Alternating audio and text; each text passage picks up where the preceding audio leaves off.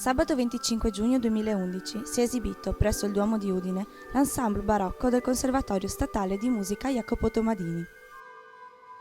Il Duomo, edificato sotto pontificato di Aquileia, ha subito nel corso dei secoli diverse modifiche. Si presenta oggi con un profilo gotico-romanico all'esterno, in netto contrasto con l'opulenza barocca che domina l'interno.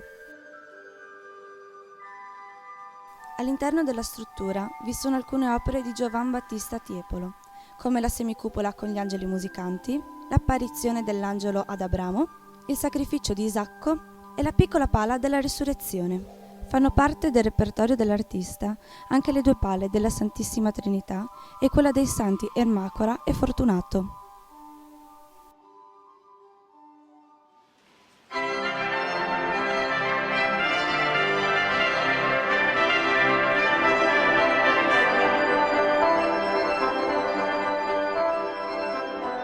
Il quartetto di ottoni, composto da Diego Cal, Augusto Righi, Rocco Rescigno, Giulio Dreosto e l'organista Beppino delle Vedove, hanno eseguito brani tratti da Antonio Vivaldi, Bartolomeo Cordans, Ferdinando Antonio Lazzari, Francesco Onofrio Manfredini e Tommaso Albinoni.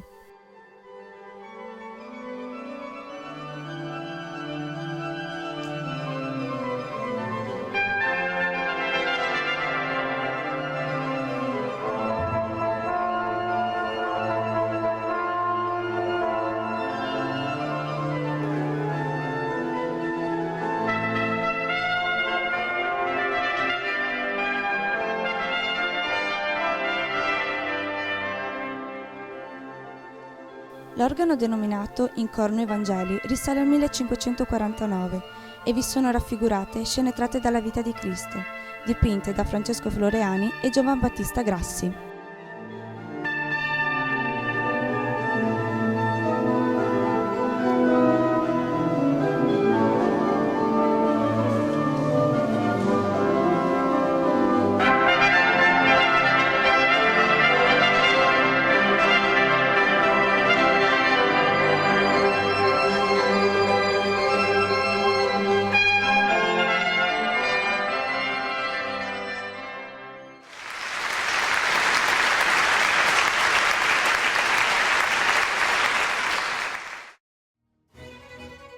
Il prossimo appuntamento si svolgerà il 2 luglio 2011 presso l'Oratorio della Purità. Si esibiranno Oliver Lusinichi, Ferdinando Vietti, Gian Maria Bonino con musiche di Corelli, Albinoni, Tomadini e Bach.